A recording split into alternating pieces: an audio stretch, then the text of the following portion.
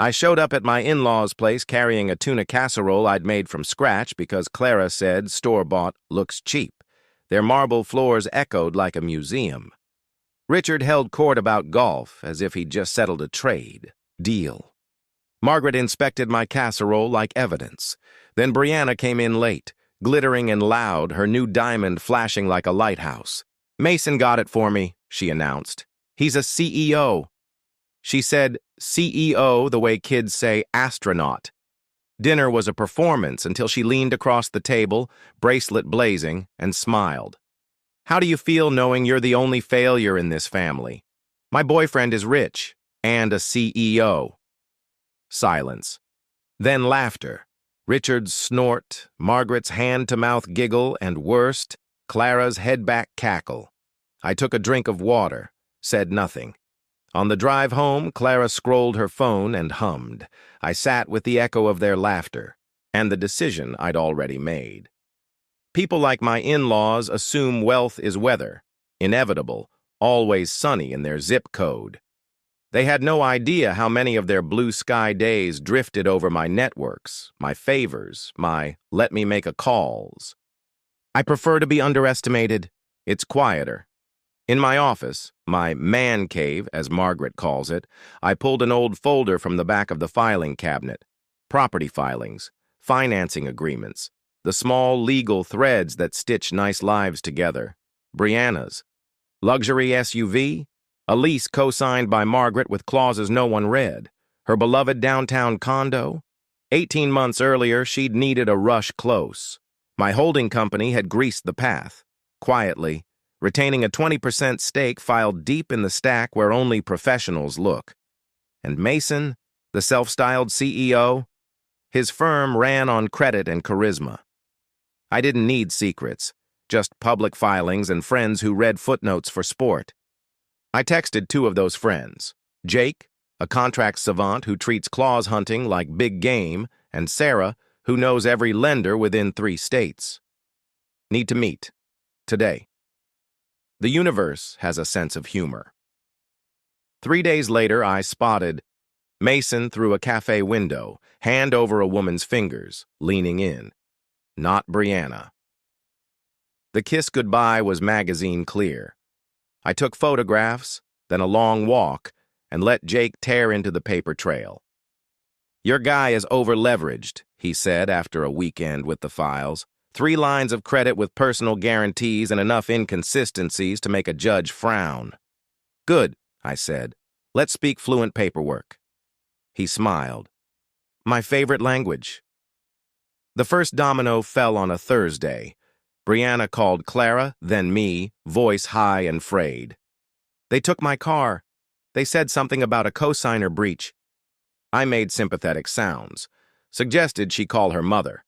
An hour later, Jake phoned, delighted. Hartwell was just served. Acceleration on all 3 loans. 30 days to cure or the avalanche starts.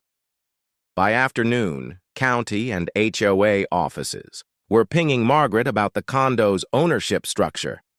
That 20% everyone forgot? Suddenly very visible. Bureaucracy is slow until it isn't. That night, Clara read me a text from her mom. "There are errors in Brianna's condo documents. Did you know about this?"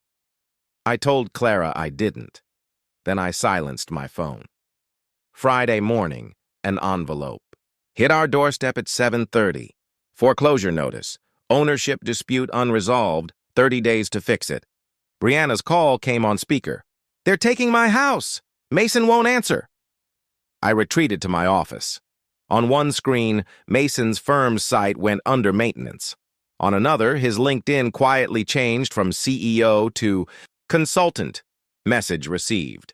By evening, Margaret's voice was fraying on every call.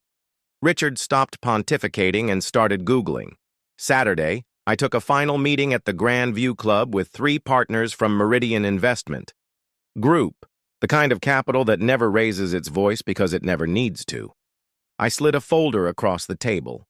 Revenue misstatements, double book disclosures, those cafe photos, and charges routed through consulting to fund romance. They read. Faces hardened. Our deal with Mr. Hartwell is terminated, the managing partner said. We'll notify our network. I shook hands and left. No theatrics. Just gravity doing what gravity does when you pull the last support. At 10:30 that night, my phone rang. Caller ID, Margaret. She'd blocked my number last Christmas. I don't know what's happening, she said, voice stripped down to fear. Brianna has no car, no money, no house. Lawyers keep saying ownership and irregularities. Mason's gone. If you had anything to do with this, please, just stop. For 5 years, she'd delivered insults wrapped in place settings. For 1 week, she'd tasted consequences. Maybe now she knows what failure feels like, I said, and ended the call. After that, the house got quiet in a new way. Clara moved carefully, as if conversation were a floor full of loose boards. She started asking about my work. Really, asking. She made me coffee, cooked my favorite dinner. She watched my face when her family called.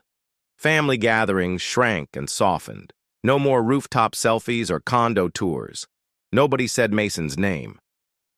Brianna showed up once, pale and silent, sat in a corner and scrolled a dead phone. The updates trickled in. The condo, gone. The car, gone.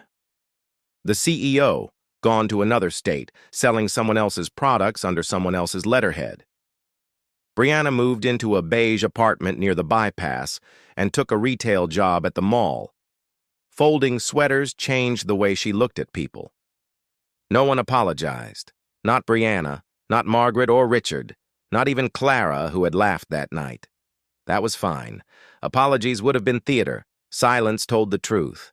They still couldn't connect their behavior to their outcomes. They only knew the weather had changed. At dinners now, the talk is practical. Applications, budgets, deposits. The chandelier shines just as bright, but the room is smaller. Richard discusses lawn care. Margaret brings store-bought desserts without commentary. Clara listens when I speak. She asks follow-ups.